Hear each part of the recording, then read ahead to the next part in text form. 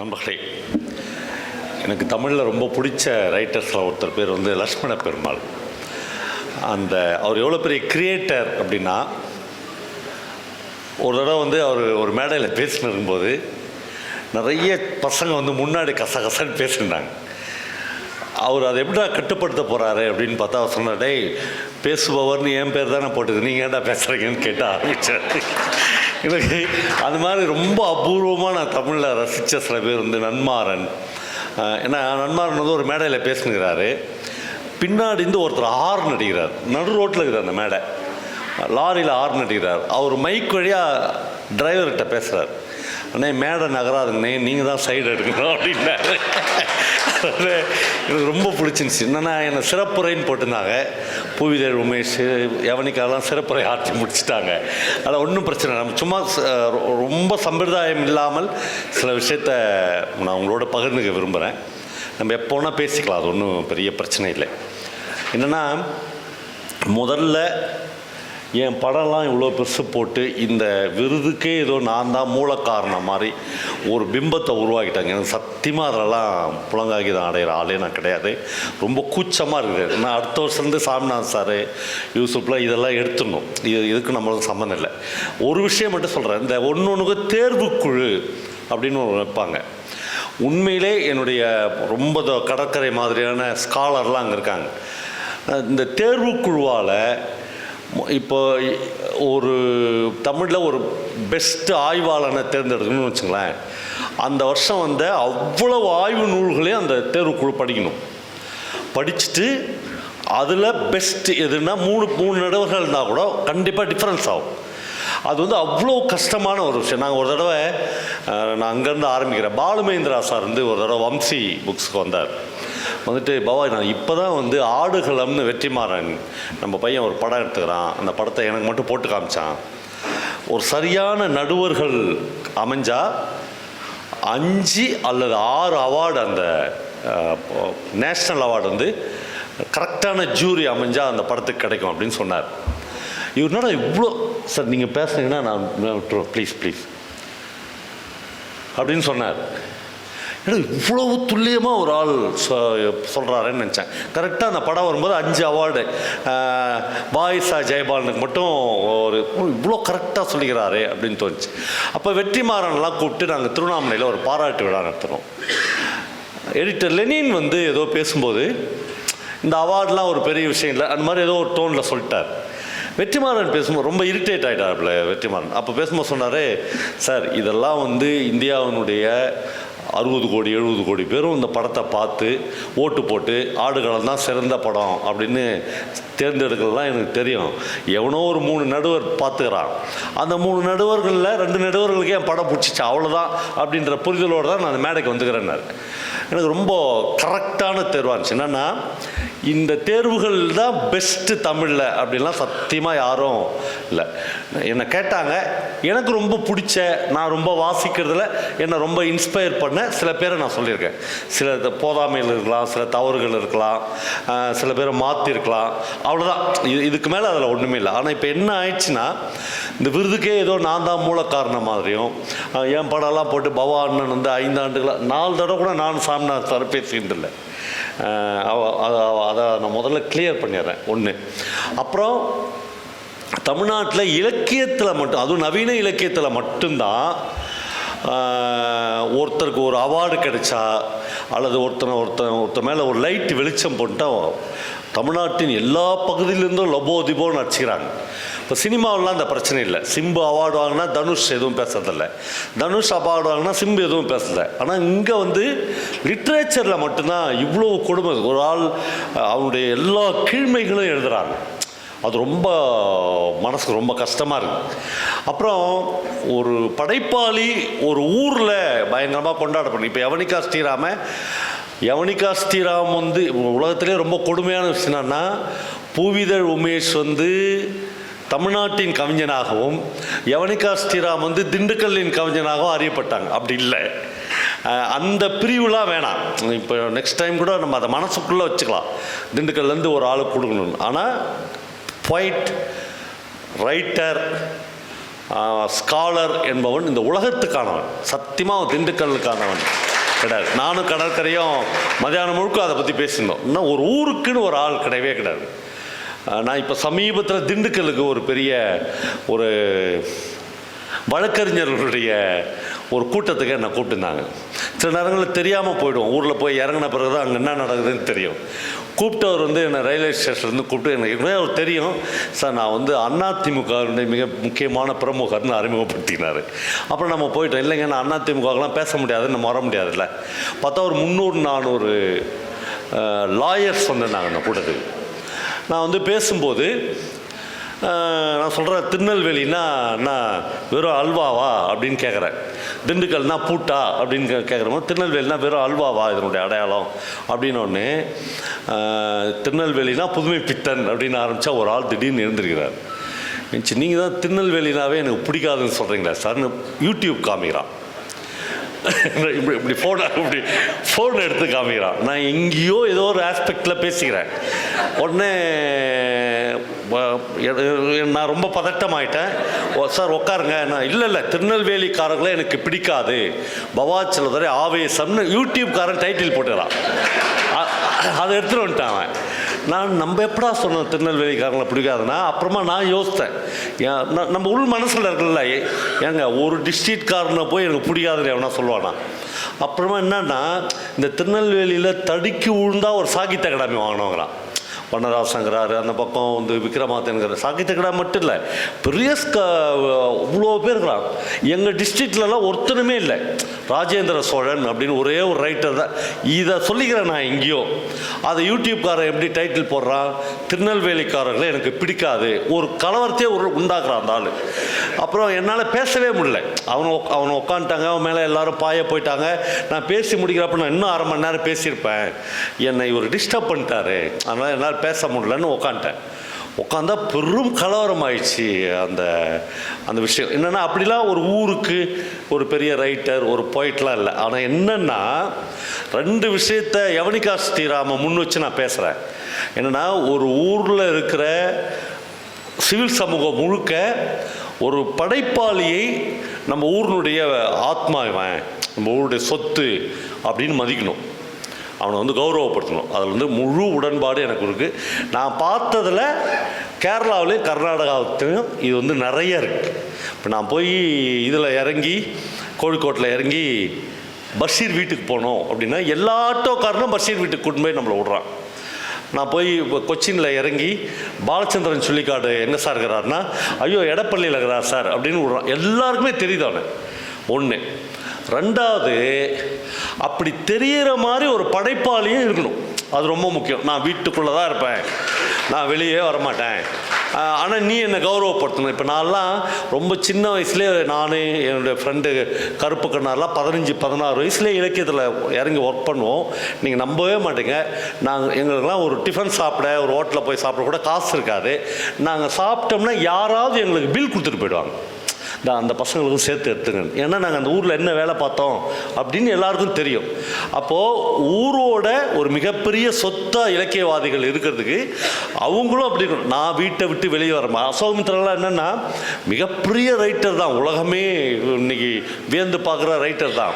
ஆனால் அவரை ஒரு தடவை நாங்கள் திருவண்ணாமலைக்கு அவருக்கு சாகித்ய அகாடமி விருது கொடுத்தாங்க. அதுக்காக நான் தான் போய் கூட்டின்னு வந்தேன். அவரை கூட்டின்னு வந்தேன்னா அவர் என்ன நினச்சார்னா, இலக்கிய கூட்டம்னா ஒரு 20 பேர் 25 பேர் இருப்பாங்க அப்படின்னு வந்தார். நான் ஒரு கலை இரவில் அவருக்கு பாராட்டு விழா நடத்தினோம். 10,000 பேர் இருந்தாங்க. அவரை மேடையில் நான் பிடிச்சி கூப்பிட்றேன். அவர் இருங்க இது என்ன கூட்டம்னு கேட்குறாரு. இல்லை சார், உங்களுக்கான பாராட்டு கூட்டம்னா நம்பலை அவர். ஐயோ, நம்மளுக்கு இவ்வளோ பேரை நான் பார்த்ததே இல்லையே.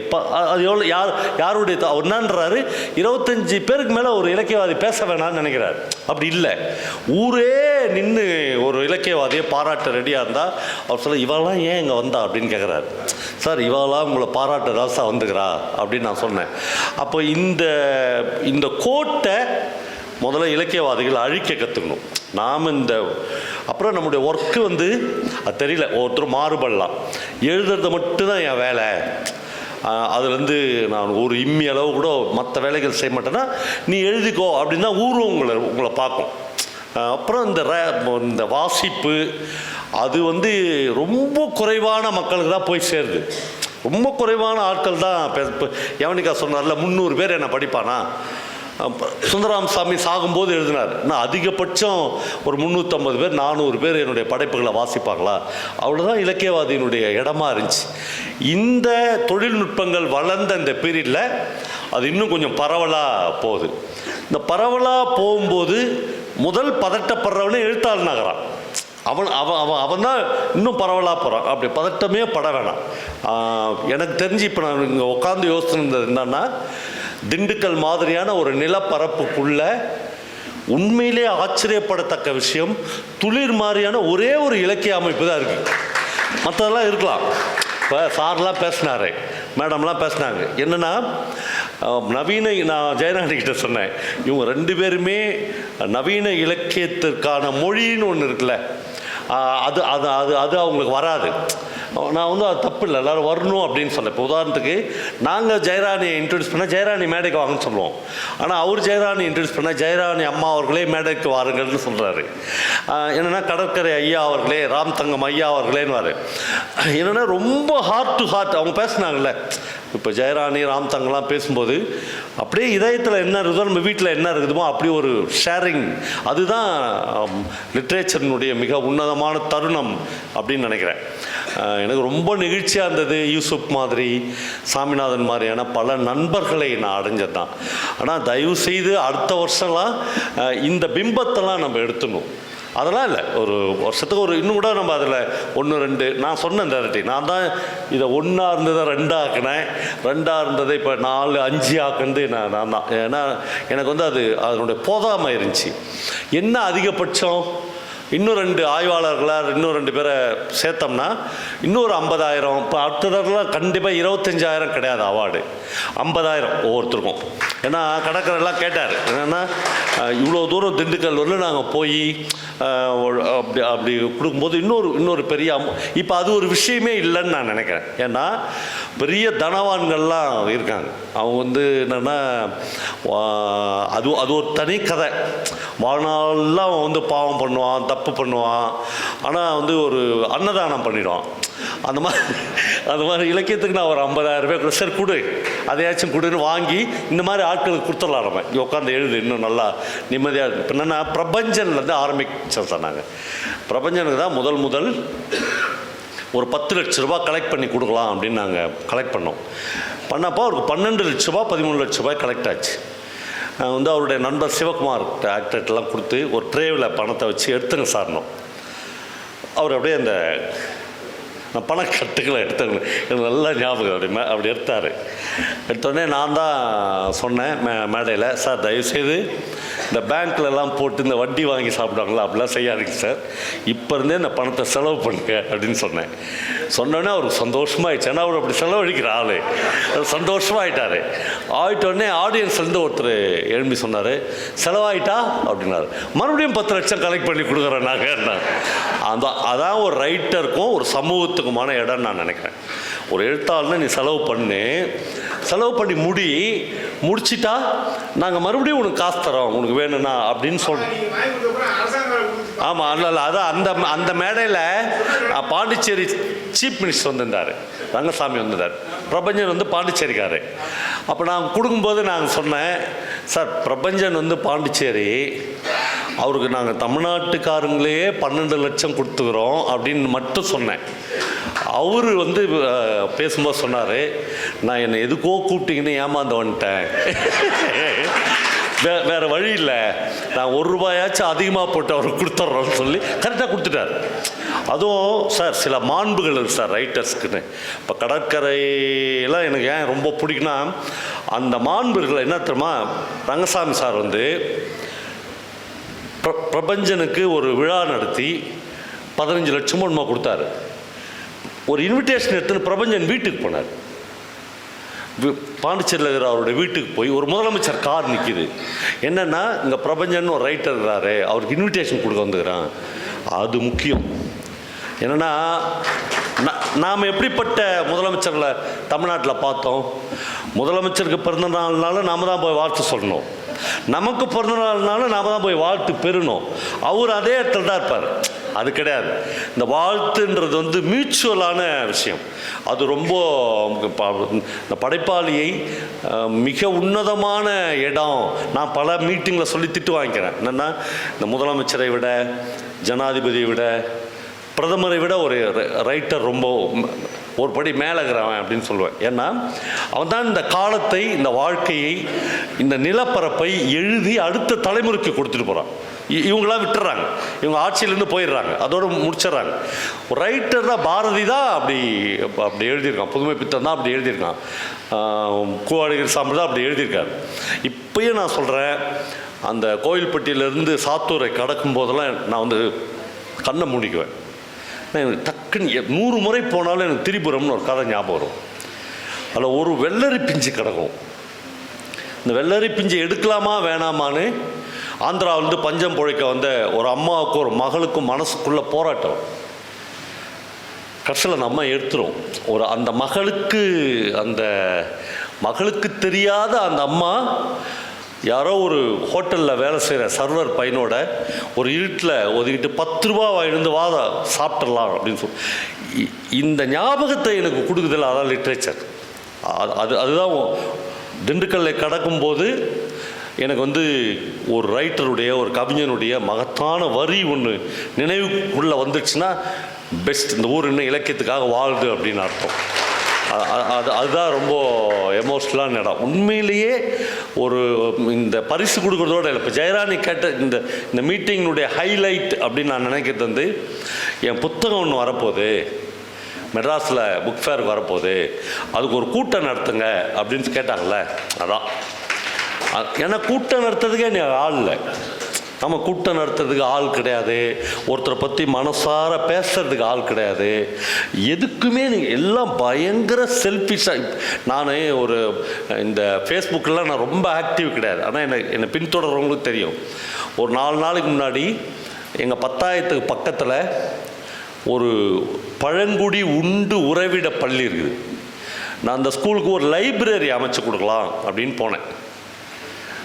ஏண்டா போனான்னு ஆச்சு எனக்கு. உண்மையிலே போனால் லைப்ரரியெலாம் அமைச்சு கொடுக்க வேணாம் அப்படின்ற முடிவுக்கு வந்துட்டேன். போன 5வது நிமிஷமே வந்துட்டேன். என்னென்னா, அந்த ஸ்கூலில் நண்பர்களே நீங்கள் நம்பணும், 35 பெண் குழந்தைகள், 40 ஆண்கள், 75 பேருக்கு உறைவிட பள்ளி, அதாவது ஹாஸ்டல். ஆனால் ஒரு படைப்பாளியாக நான் உங்களோடு பகிர்ந்து கொள்ள விரும்புகிறேன்.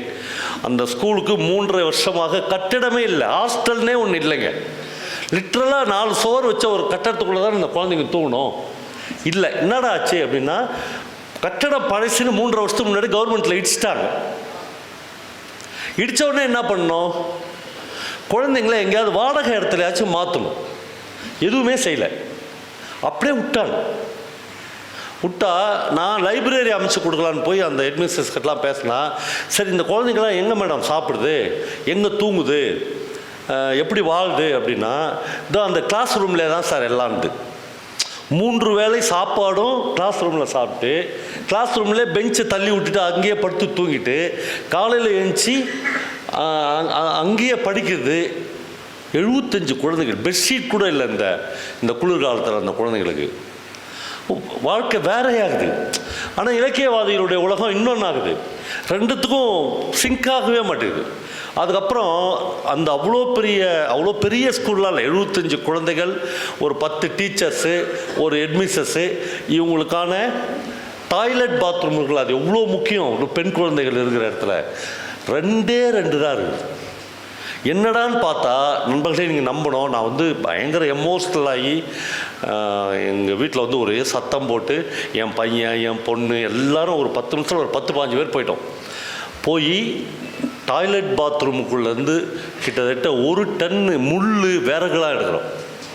விறகு போட்டு வச்சுக்கிறாங்க, முள் இருக்குது. நீங்கள் அன்றைக்கி சாயங்காலத்துக்குள்ளே நாங்கள் அந்த கேம்பஸ்க்குள்ளே மட்டும் 9 டாய்லெட் பாத்ரூமை கண்டுபிடிச்சோம். அப்படியே வெளியே எடுத்தோம், எல்லாத்தையும் எடுத்து ஒர்க் பண்ண ஆரம்பித்தோம். பண்ணி இன்றைக்கி நான் வரும்போதெல்லாம் அந்த பல்லவெல்லாம் என் கூட வந்தார். இப்போ நான் மேலே உட்காந்து இன்றைக்கி வேலை செஞ்ச பெயிண்டருங்களுக்கு பணம் அனுப்பிச்சிட்டு வந்தேன்.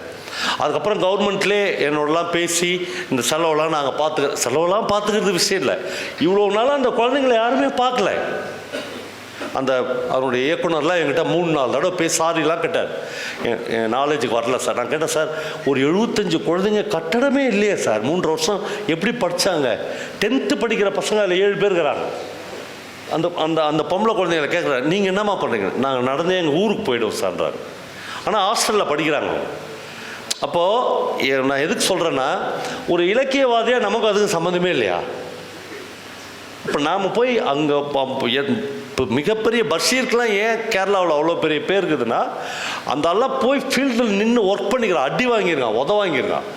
அப்படி ஒரு படைப்பாளிகள்ன்ற ஒரு தனி தீவு கிடையாது. இப்போ ஜெயராணிலாம் போய் களத்தில் வேலை செஞ்சு கட்டுரைகள் எழுதி ப்ரெஸ்ஸில் வேலை பார்த்து ஒரு கட்டத்தில் நிதானமாக யோசிக்கிறப்போ அவங்கள அதை ஃபிக்ஷனாக எப்படி மாற்றுறது அப்படின்னு தோணுது. அதுக்கு 25 வருஷம் அவங்க கடந்திருக்காங்க. சும்மா ஒரு 25,000 ரூபாய் நம்ம அவார்டு கொடுக்குறோன்னா சும்மா கொடுத்துடல, அவ்வளோ பேக்ட்ராப்பில் அவ்வளோ வலி இருக்குது அதுக்குள்ளே. அது ரொம்ப முக்கியம் அப்படின்னு நினைக்கிறேன். அப்புறம் நான் நிறைய பேசணுன்னு வந்தேன். ஜெயராணனுடைய அந்த சைக்கிள் கதையெல்லாம் என்னை பயங்கர டிஸ்டர்ப் பண்ண கதை. நான் ஒன்லைனில் ஒரு 2 கதை உங்களோட ஒன்லைனில் பகிர்ந்துக்கணும். பாவண்ணன் ரொம்ப வருஷத்துக்கு முன்னாடி, 40 வருஷத்துக்கு முன்னாடி ஒரு கதை எழுதிக்கிறார், பயணம். அந்த கதை பேர். பெங்களூரில் ஒரு போஸ்ட் ஆஃபீஸில் வேலை பார்க்குற ஒரு குமஸ்தா இருப்பான். அவனுடைய மிகப்பெரிய கனவே ஒரு ரேலி சைக்கிள் வாங்கணுன்றது தான். இப்போ என்ன மாதிரி 50-60 வயசுகளில் இருக்கிறவங்களுக்கு எல்லாருடைய அப்பாக்களும் ஊரில் ஒரு சைக்கிள் வச்சுருந்தா அது மிகப்பெரிய வீடு, அது மிகப்பெரிய கௌரவம் இல்லையா? எங்கள் அப்பாலாம் ஒரு சைக்கிளை எண்ணெய் போட்டு துடைப்பார் பலன்னு வச்சுருப்பார் அந்த சைக்கிளை. அந்த பையனுடைய மிகப்பெரிய ஆசை இவனுக்கு ஒரு சைக்கிள் வாங்கணுன்றதான். சைக்கிள் வாங்கிட்டோம். 800 ரூபா லோன், மாதம் 20 ரூபா பிடிச்சிடுவாங்க குமஸ்தாவை. வாங்கி எதுக்கு வாங்கினான்னா, ரொம்ப அழகான கதை அது.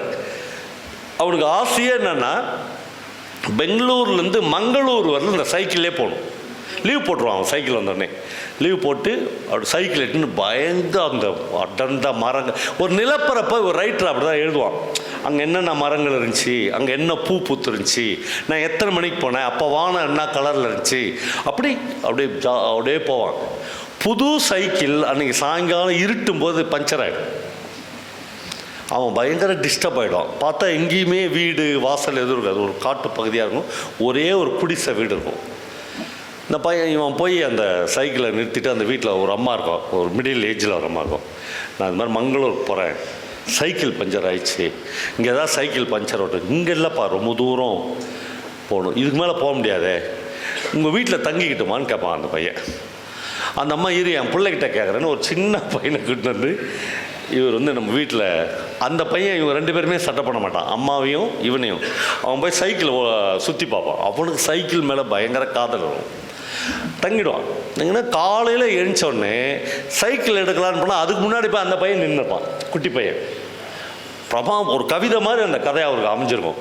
அப்படி நின்றுனோடனே இந்த அம்மாட்ட அந்த பையன் கெஞ்சோம், அம்மா நானும் இந்த மாமா கூட மங்களூர் வரலும் போய் மாமா வீட்டில் பார்த்துட்டு நான் பஸ்ஸில் வந்துட்டுமான்னு கேட்பான். தவிர்க்கவே முடியாது, இவ்வளோ பையன் இவ்வளோ காதலோடு இருக்கிறானேன்னு அனுப்பிச்சிடுவாங்க அந்த அம்மா. இப்போது அவன் யாருன்னே தெரியாது, நேற்று தான் அவன் சைக்கிளுக்கு பின்னாடி இவன் உட்காந்து போவான். கொஞ்ச தூரம் போனால் அவன் முதுகு தட்டுவான். அந்த பையன் தட்டி, மாமா நீ கொஞ்சம் இறங்கி நடந்து வா, நான் குரங்கு படம் அடிச்சு பாடுறான்னுவான். சைக்கிள் இப்போ அவன் கைக்கு போயிடும், பஞ்சர் ஒட்டிடுவாங்க அவங்க. இப்போ அந்த பையன் கொஞ்சம் நேரம் குரங்கு பெடல் அடிப்பான். அப்புறம் இவங்க 2 பேரும் சேர்ந்து அந்த ட்ராவல் முடியும். கதை ஒரு இடத்துல அப்படியே அதான் ஒரு ஃபிக்ஷனுடைய உச்சம். இப்படி போய் திரும்பினா மாமா வீடு. இப்போ அந்த பையனுக்கு பழைய ஞாபகம் வரும். என்னென்னா, மாமா சைக்கிளை தொட்டுட்டான் அந்த பையனு. அவங்க மாமா பொண்ணுங்க எதிரில் இந்த பையனை பயங்கரமாக திட்டி 4 சாத்திருப்பார் மாமா. அந்த மாமா எதிரில் இவன் போய் தனியாக சைக்கிளில் இறங்கணும்னு நினைப்பான். அதனால் இந்த மாமாட்ட யாரோ ஒரு மாமாவில் விட்டு சொல்லுவான், மாமா நீங்கள் என்கிட்ட சைக்கிளை கொடுத்துருங்க, நீங்கள் நடந்து வாங்க. நான் திடீர்னு போய் எங்கள் மாமா வீட்டு முன்னாடி நின்று பெல் அடிக்கிறேன். அப்போ எங்கள் மாமா வருவார்ல, மாமா பொண்ணுங்களாம் வருவாங்கள்ல, நம்ம தனியாக ஒரு சைக்கிளில் வந்துக்கிறோன்ற கெத்து அவங்களுக்கு தெரியட்டும். இந்த பையன் சைக்கிள் எடுத்துன்னு போய் மாமா வீட்டாண்ட பெல் அடிப்பான். அது இல்லை, பெங்களூருக்கு போகிற ஒரு பஸ் வரும். பஸ் வந்தோடனே இவன் கை காட்டி யார் இந்த குமஸ்தா பெங்களூருக்கு ஒரு டிக்கெட் கொடுங்கன்னு பஸ் ஏறி போயிடுவான். அதான் கதை. சைக்கிள் அந்த பையன்கிட்டே இருந்துடும். இது ஒரு மனித வாழ்க்கையினுடைய பேரன்பு இல்லையா? தான் ரொம்ப ஆசையாக வாங்கின ஒரு நாள் கூட ஓட்டாத ஒரு சைக்கிளை தன்னை விட அந்த சைக்கிள் மேலே காதலாக இருக்கிற வாழ்நாள் முழுக்க சைக்கிளே வாங்க முடியாத ஒரு பையன்கிட்ட கொடுத்துட்டு உங்ககிட்ட இருக்க வேண்டியதுதான் தம்பி, இது எனக்கு இல்லை அப்படின்னு போயிடுற ஒரு கதை இருக்குல்ல. அது மனித வாழ்வின் அன்பின் நெகிழ்ச்சி அப்படிலாம் நான் நினச்சிருந்தேன். ஆனால் ஜெயராணியுடைய ஒரு கதை படித்தேன். அந்த கதை இதை ஒரு புதுசாக சைக்கிள் வாங்குற ஒருத்தன், நான் அந்த கதையை முழுக்க இன்றைக்கி சொல்ல முடியாது, அந்த மனநிலை போயிடுச்சு எனக்கு. ஒருத்தன் லிஃப்ட்டு கேட்பாங்க, ஒருத்தன் அந்த சைக்கிளில் லிஃப்ட்டு கேட்பான். இவன் போய் தன் மனைவி மக்கள்கிட்ட அந்த புது சைக்கிளை காமிங்கன்ற ஆசையாக இருக்கும்போது இவன் சொல்லுவான், இல்லை நான் ஏண்டா ஒரு போகிறவன் அப்படி என்னை இறக்கி விட்டு போகக்கூடாதா, நான் வரேன்னு அவன் கூட போய் இந்த ஏறுறான்ல அவன் அந்த கிராமத்தினுடைய ஒரு உயர் ஜாதிக்காரனாக இருப்பான். இந்த சைக்கிள் வாங்கினால அவன் ஒரு ஒடுக்கப்பட்ட சமூகத்திலேருந்து அந்த கதைலாம் படிக்கவே இல்லை எனக்கு. பாவண்ணன் கதையெல்லாம் செகண்ட் ஆயிடுச்சு. மனித வாழ்க்கையில் என்னடா பெரிய மயிர் அன்பு அப்படின்னு தோணிடுச்சு எனக்கு. ஏன்னா அவ்வளோ இவன் அவன் கூட லிஃப்ட்டு போனான்ல, நான் லிஃப்ட்டு கேட்டால் கூட நீ எப்படா என்னை ஏற்றலான்னு கேட்பான். ஒரு இடத்துல அவன் கேட்பான், நான் கேட்டால் கூட நீ எப்படி ஏற்றலாம், நீ சொல்ல வேணாமா நான் அந்த ஜாதி, நான் உன்னை ஏற்ற மாட்டேன்னு சொல்ல வேணாமா. அந்த கதைலாம் படிக்கவே முடியல. நான் அவங்க சொல்கிறாங்க, என் லைஃப்லேருந்து எழுதினேன். லிட்ரேச்சர்ன்றது அவ்வளோ பவர்ஃபுல்லான விஷயமாக எப்பொழுதுமே இருக்குது. அப்போ நம்ம இதுவரைலாம் என்ன பண்ணுறோம், அந்த நெகிழ்ச்சி, அன்பு, அந்த மாதிரி விஷயத்துக்குள்ளே இதுதான் இலக்கியம் நினச்சினுக்கிறல்ல. அப்படி இல்லை, இந்த லிட்ரேச்சர் உடைக்குது. இல்லைடா நீ சைக்கிள் கொடுத்துட்டான்றதெல்லாம் அன்பு தான்.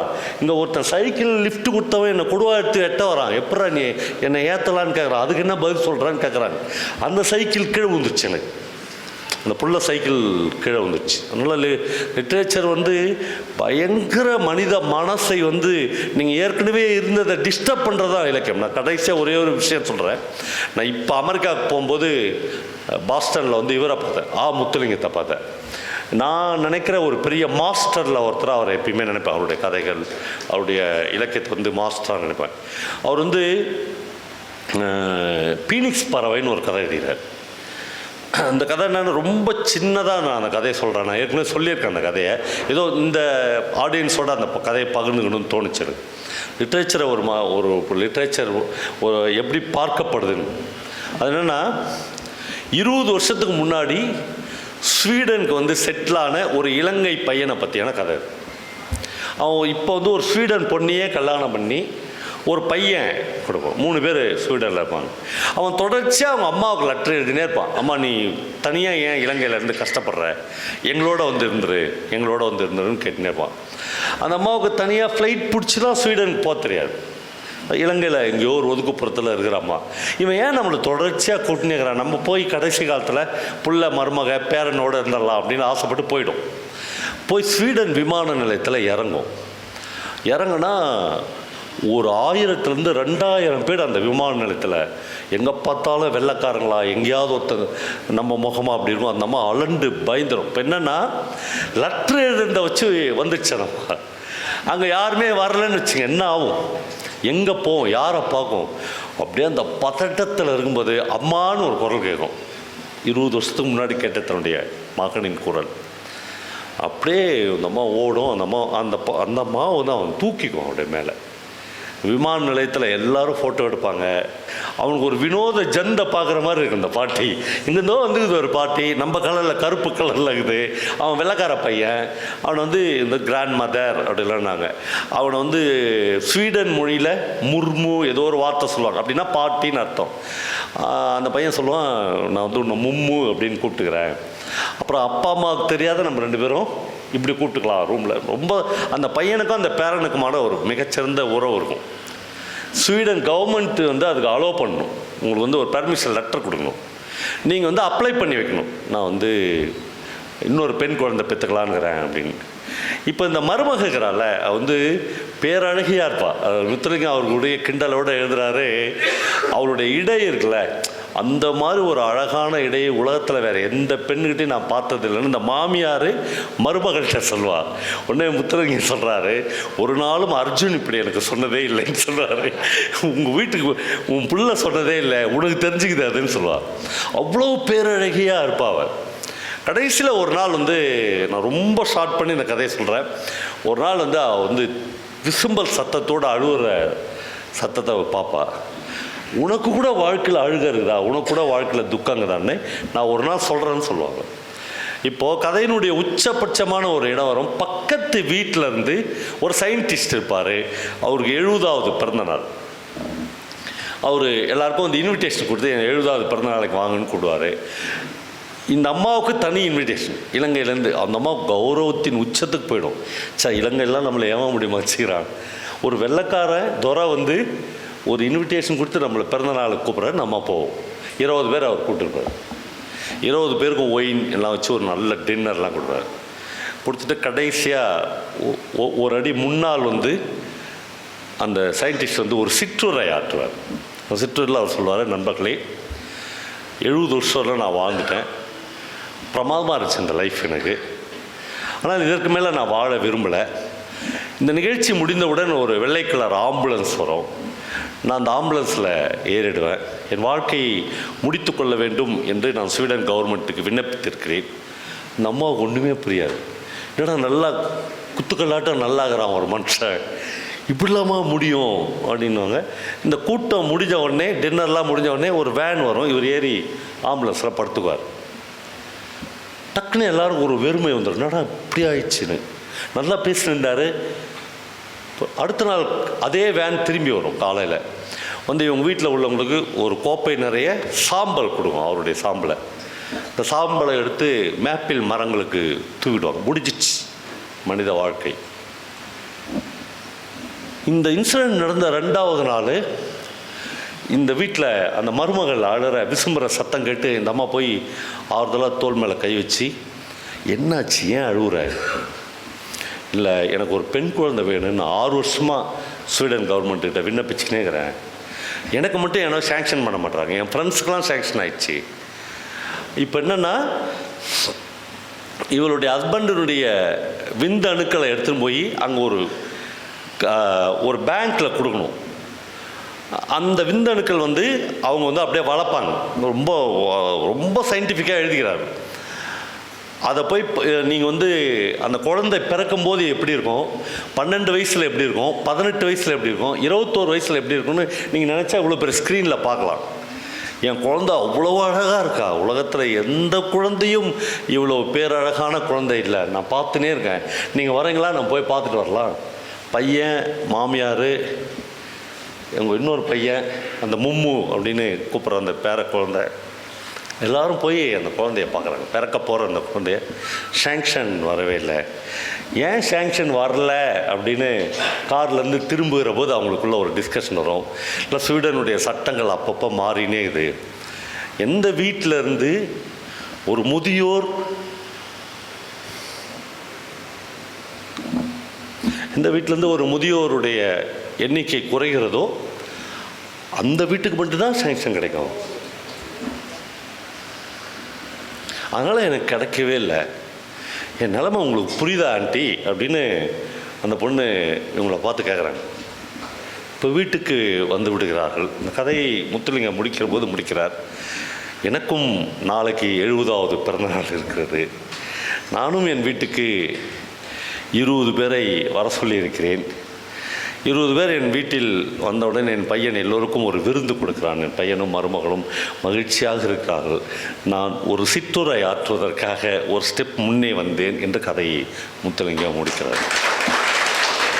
மனிதர்களே, நண்பர்களே, லிட்ரேச்சர் என்பது இவ்வளவு வலிமை உள்ளது. இந்த கதையெல்லாம் படிச்சுட்டு இதுலேருந்து ஒரு மனுஷன் எப்படி மீண்டு வரணும், இது உண்மையா பொய்யா, இது புனைவா, இல்லை எத்தனை வருஷம் பொறுத்து இப்படி ஒரு விஷயம் வரப்போகுது. அப்போ அந்த அம்மா ஒழுங்காக இலங்கையிலேயே இருந்திருக்கலாம். ஒருவேளை அந்த அம்மாவை பலி கொடுப்பதற்காகத்தான் அன்பு என்கிற பெயரில் அந்த பையன் கூப்பிட்டானா. இவ்வளோ விஷயங்களையும் ஒரு எழுத்தாளன் அன்டோல்டாக நமக்கு விட்டு விட்டு போக வேண்டும். வாசகனுக்கு எல்லாத்தையும் அவன் சொல்லிடக்கூடாது. ஒரு ஒரு ஒரு புனைவை வாசிக்கிற போது நான் ஜெயராணியுடைய அந்த செந்நிலம் அந்த கதைக்கு டைட்டிலே அந்த புத்தகத்தினுடைய டைட்டிலே செந்நிலம் தான், அந்த கதை தான். அப்படியே சக்க சிவேல்னு இருக்கும் அந்த அவங்க கடந்து போகிற அந்த சைக்கிளில். அந்த அதில் வந்து பல இடங்கள் இந்த ஸ்பேஸ் கிடச்சிச்சு எனக்கு. நான் அந்த இடத்தில் என்னை பொருத்தி பார்த்துக்கணும். நான் சைக்கிள் ஓட்டின பீரியடு, அப்போ எங்கள் கிராமத்தில் இந்த ஜாதிய விஷயங்கள் எப்படி இருந்துச்சு. ஒவ்வொரு வாசகனுக்கும் அது பல கதவுகளை திறந்து விட்டு கொண்டே போகணும். முத்துலிங்கத்துடைய இந்த கதையை படிக்கிற போது எனக்கு 100 கேள்வி வந்துச்சு. ஸ்வீடனில் இப்படி ஒரு சட்டம் இருக்குதா? இல்லை. இருந்தால் என்ன பண்ணுவேன் என்று ஒரு ரைட்டர் எழுதுகிறான். அப்போ இலங்கையிலேருந்து ஒரு அம்மா வந்துச்சு இல்லை, அந்த அம்மாவனுடைய இன்னோசன்ஸ். அப்பாவியாக வந்து ஒரு ஏர்போர்ட்டில் இறங்கின பொம்பளைய அடுத்த நாள் மேப்பிள் மரங்களுக்கு அவருடைய சாம்பலை தூவ போகிற ஒரு சமூகம் எதற்காக நாகரிகம் உள்ள சமூகம் என்று சொல்லிக்கொள்ள வேண்டும் என்கிற 100 கேள்விகளை ஒரு எழுத்தாளன் நமக்கு கொடுத்து கொண்டே இருக்கிறார். அப்போ இவ்வளவு மகத்தான எழுத்துக்களை ஒரு சமூகத்துக்கு அளிக்கிற எழுத்தாளனுக்கு நாம் என்ன கொடுக்க போகிறோம்? 25,000 கொடுப்போம் அதிகபட்சம்.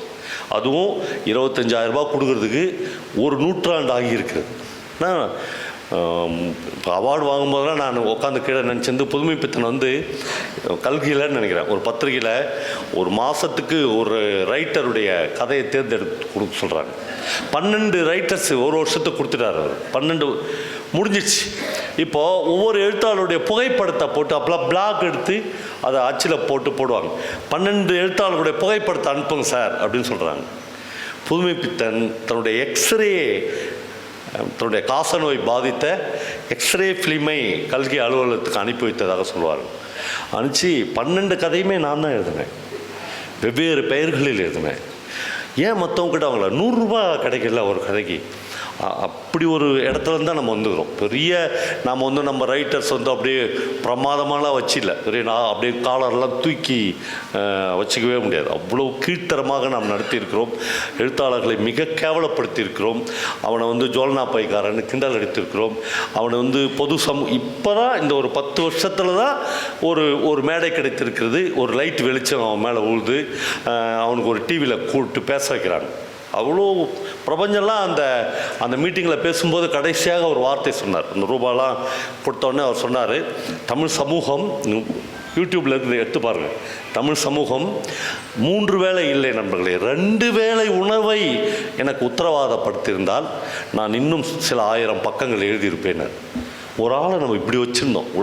ஒரு சாகித்ய அகாடமி வாங்கின ஒரு ரைட்டரை இப்படி வச்சுருந்தோம் இல்லையா? நம்ம இந்த விருதுலாம் என்ன, இந்த 25,000 ரூபாய், இந்த 50,000 ரூபான்றது ரைட்டர்ஸ் வந்து இன்றைக்கி ஒரு ரியல் எஸ்டேட் புரோக்கருங்கிறான்ல, ரியல் எஸ்டேட் ஆஃபீஸில் வேலை செய்கிற ஒரு புரோக்கர் ஆஃபீஸில் வேலை பார்க்குற பையங்கிறான்ல, அவனுடைய 2 நாள் சம்பளம் இது இல்லையா? இது அவனால் வாங்கிக்க முடியாதா? அதுக்கே அவன் நாகர்கோவிலேருந்து எதுக்கு சென்னையிலேருந்து ரயில் பிடிச்சி வரணும்? ஏன்னா அந்த புரோக்கர் ஆஃபீஸில் போய் சம்பாதிக்கிற காசும் இதுவும் வேறு காசு. தாள் ஒன்றா இருக்கலாம், ஆனால் இதனுடைய மதிப்பு, இதனுடைய கௌரவம்ன்றது வேறு. ஒரு எழுத்தாளனுக்கு ஒரு சமூகம் கொடுக்க வேண்டிய இடம் அது. நான் மிஸ் பண்ணிட்டேன் என்று ஒரு பொது சமூகம் அவங்ககிட்ட மன்னிப்பு கேட்டு இனிமேல் நான் உன்னை பார்த்துக்குவேன் அப்படின்னு பார்த்துக்கணும். நான் கடைசியாக விக்ரமாதித்தல் வந்து முடிக்கிறேன். விக்ரமாதித்தல் வந்து ஒரு மேஜர் பொயிட்டு,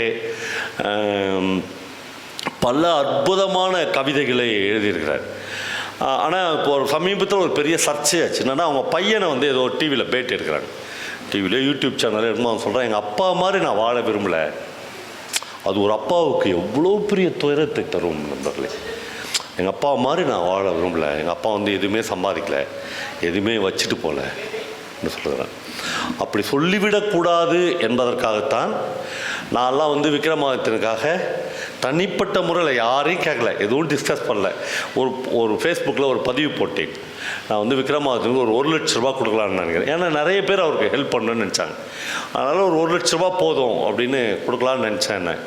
நம்மளே நீங்கள் நம்ப வேண்டும், நம்ம எங்கே போயிருக்கிறோன்னு அன்றைக்கி சாயங்காலத்துக்குள்ளே எனக்கு 1 லட்ச ரூபா வந்துச்சு.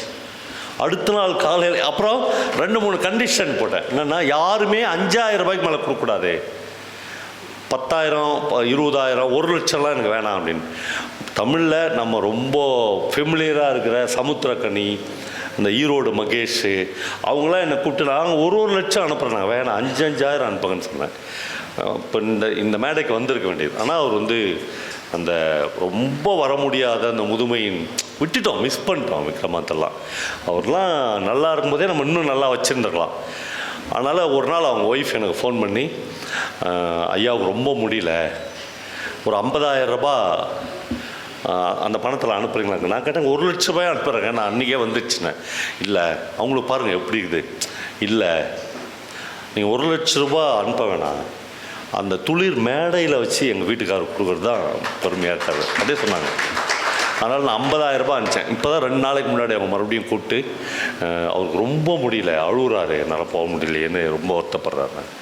இப்போ நாளைக்கு மறுபடியும் அந்த 50,000 ரூபாய் அவங்க ஒரு எழுத்தாளனை, ஒரு படைப்பாளியை, ஒரு இவ்வளோ ஆடியன்ஸுக்கு முன்னே உண்மையிலேயே ஜெயராணி சொன்ன மாதிரி மெட்ராஸ்லாம் சாத்தியமே இல்லை. இவ்வளோ பேர் ராத்திரி 9 மணி வரலாம் உட்காந்து, சாத்தியமே இல்லை. 100 பஞ்சாயத்துக்கிட்ட அதுக்குள்ள, எந்த பஞ்சாயத்து இல்லாத லிட்ரேச்சருக்காக இவ்வளோ பேர் உட்காந்து இப்படி கவனிக்கிறல ரொம்ப மகிழ்ச்சியாக இருக்கிறது, ரொம்ப பெருமிதமாக இருக்கிறது. கடைசியாக ஒரே ஒரு வார்த்தை சொல்லி முடிக்கிறேன் நண்பர்களே. இங்கே இருக்கிற முகங்களை எல்லாம் நான் பார்க்க எல்லாமே மிடில் கிளாஸ், ஒரு அப்பர் மிடில் கிளாஸ் அப்படியான முகங்களாகத்தான் இங்கே இருக்கிற எல்லோருமே இருக்கிறோம். ஒரு எழுத்தாளனுக்கு, ஒரு சமூகத்திற்கு நாம் செய்ய வேண்டிய மிகப்பெரிய வேலை, பணி என்று நான் கருதுவது, அவனுக்கு பணம் கொடுக்குறது, அவனை கௌரவிக்கிறது, அது எல்லாம் 2ஆம் தரமான வேலை. முதல் தரமான வேலை அவன் புத்தகத்தை காசு கொடுத்து வாங்குவது. அது மட்டும்தான். அது அது அது வந்து என்றைக்கு தமிழ் சமூகம் உள்ளார்ந்தபடியே அதை வந்து ஒத்துக்குச்சுன்னா இந்த சமூகம் வேறு இடத்துக்கு போயிடும். ஆனால் சத்தியமாக நம்ம உள்ளார்ந்தபடியே இல்லை. என்னென்னா புக் ஃபேர் நடக்குது. இப்போ திண்டுக்கல்லில் புக் ஃபேர் வரப்போகுது. உண்மையிலே சொல்லுங்கள், 10th படிக்கிற, +1 படிக்கிற, +2 படிக்கிற உங்கள் குழந்தைங்களை எட்டுன்னு போய் புக் ஃபேரில் நிறுத்தி இதில் எவ்வளோ புத்தகம்னா வாங்கிக்கின்னு சொல்கிற பெற்றோர்கள் எத்தனை பேர் இருக்கிறோம்? உண்மையிலே இப்போ இருக்கிறாங்க சார், ஒரு ஊரில் 100 பேர் இருக்கலாம். அந்த 100 பேருக்கு அந்த 100 பேரை தவிர்த்துட்டு மற்றவங்க கூட பேசணும் இல்லையா? ஏன்னா அவன் என்ன நினைக்கிறான், இந்த புஸ்தகம்லாம் படித்தா நம்ம புள்ள நீட்டில் பாஸ் பண்ணாது, இந்த புஸ்தகம்லாம் படித்தா நம்ம புள்ள டாக்டர் ஆகாது, இதெல்லாம் உண்மையிலே நினைக்கிறான். கெட்டு போகிறதுக்கான புஸ்தகம்னு ஒன்று. ஆனால் இலக்கிய கூட்டத்துக்குலாம் வர அது வேற. அப்படி இல்லை. ஆத்மார்த்த ரீதியாக நீ வந்து இந்த நம்ம பிள்ளைங்களை கூட்டின்னு போய் இந்த புஸ்தகங்களை படி. நீங்கள் அப்படி படிக்க வச்சு வர பிள்ளைங்க இருக்கான்ல, அவன் வந்து இப்போ ஒரு ஜுரம்னு போகிறீங்க இங்கே திண்டுக்கல்லில் ஒரு டாக்டர்கிட்ட, சார் ஒரு MRI ஸ்கேன் எடுத்துருங்கன்றார். ஜுரத்துக்கு எதுக்குடா MRI ஸ்கேனு? நான் எடுத்தால் தான் அவருக்கு 2,300 ரூபாய் கமிஷன் வரும் இல்லையா? அப்படி அந்த பையன் செய்ய மாட்டான். நான் வெயிலில் காஞ்சி, மழையில் நனைஞ்சி, சமூகத்தில் அடிப்பட்டு டாக்டர் ஆகிற ஒரு பையங்கிறான்ல, அவன் வந்து நாடியை பிடிச்சி பாட்டு அப்படியே அணைச்சிக்குவான் அந்த நோயாளி. அந்த குழந்தை தான் நமக்கு பெஸ்ட்டு டாக்டராக நமக்கு வேணும். அதுதான் லிட்ரேச்சர் வந்து மறைமுகமாக அந்த வேலையை செஞ்சுனே இருக்கும். நேரடியாக இல்லைனா மறைமுகமாக ஒரு பெஸ்ட்டு மனிதனை உருவாக்கி கொடுத்துக்கினே இருக்கும். ஆனால் பெரும் போட்டிகளும் பொறாமையும் நிறைந்த இந்த உலகத்தில் மனிதர்களை பிரித்து பிரித்து பிரித்து எதுக்கோ ஓடிக்கினே இருக்கிற சார் நம்ம நிறுத்தி, எங்கே ஓடுற, எதுக்குடா அப்படி ஓடுற, என்னடா பண்ண போகிற அப்படின்னா கூட்டி கழிச்சு பாருங்கள். ஒரே விஷயந்தான், நம்முடைய தலைமுறைக்கு சொத்து சேர்த்து வைக்கிறதுக்காக ஓடுறோம். உங்களுக்கு கூட இல்லை, நீங்கள் ஒரு நல்ல ட்ராவல் போனதில்லை, நீங்கள் ஒரு நல்ல சாப்பாடு சாப்பிட்டதில்லை, நீங்கள் இந்தியாவே இன்னும் சுற்றி பார்த்ததில்லை, வெளிநாடுகளுக்கு போனதில்லை. ஆனால் நான் வந்து 4 வீடு வச்சுக்கிறேன், 40 ஏக்கர் நிலம் வச்சுக்கிறேன், பேங்க்கில் எதுக்கு வச்சுக்கிறேன், எல்லா பிள்ளைங்களுக்கு. அவன் அந்த பிள்ளைங்களுக்கு வந்து அவன் வந்து பார்ன் வித் சில்வர் ஸ்பூன் ஆயிடுறான். எல்லா வேலையும் இவன் பார்த்துட்றான். அவன் வந்து உழைக்கணும், எங்கள் அப்பா எல்லாமே வச்சுட்டு போயிட்டார் மச்சான்றான். எதுக்குடா இது? ஒரு தப்பான வாழ்க்கையை வாழாத அப்படின்னு சொல்கிறது தான் புதுமை பித்தன் மாதிரியான ஆட்கள் சொல்கிறான். நான் வாழ்கிறோம் என்பது உண்மை. இப்போ இதான் கோட், இதோட முடிக்கிறேன் நான் வாழ்கிறோம் என்பது உண்மைதான், ஆனால் வாழ்கிறோமா என்று ஒரு பெரிய கேள்விக்குறியை புதுமை பித்தன் முன்னால் இருக்கிறார். இந்த இரவில், இந்த அநாத இரவில் நாம் திரும்பி போகிற போது இந்த ஒரு வார்த்தை, புவிதர் உமேஷ் சொன்னால, சொற்களால் கட்டப்பட்டவர்கள். சொற்கள் தான், வேற என்ன இருக்குது என்கிட்டலாம்? சொற்களால் கட்டப்பட்டவர்கள். நம்ம இன்றைக்கி ஊருக்கு போகும்போது, வீட்டுக்கு போகும்போது தனியாக போவோம், இந்த லைட்டில் ஆஃப் பண்ணுறாங்க. நான் வாழ்கிறோம் என்பது உண்மைதான், ஆனால் வாழ்கிறோமா என்கிற கேள்வியை ஒவ்வொருத்தரும் கேட்டுக்கொள்ள வேண்டும் என்று நான் கேட்டுக்கொள்கிறேன். அது பல விடைகளை நோக்கி உங்களை அழைத்து போகும். உண்மையிலே என்னுடைய அன்பின் நண்பர்கள் யூசுப், சாமிநாதன், பிரகாஷ், அப்படி பல நண்பர்களுக்கும் என்னுடைய அன்பின், என்னுடைய இதயத்திலிருந்து வருகிற ஆத்மார்த்தமான நன்றியையும் பிரியத்தையும் சொல்லி இந்த உரையை நிறைவு செய்கிறேன். நன்றி.